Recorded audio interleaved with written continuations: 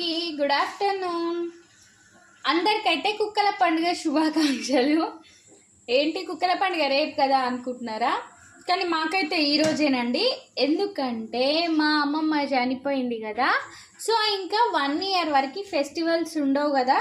So ఇంకా రేపటి పండుగని మేము, పండగ అంటే కుక్కలకి ఏం వేయము, ఇంకా మేము చేసుకొని తింటాం అన్నమాట.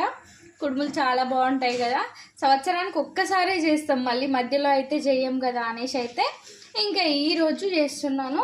ఇంకా రేపైతే నేను విషెస్ చెప్పలేను కదా. సో కుక్కల పండుగ శుభాకాంక్షలు. నేనైతే కుడుములు చేస్తున్నా.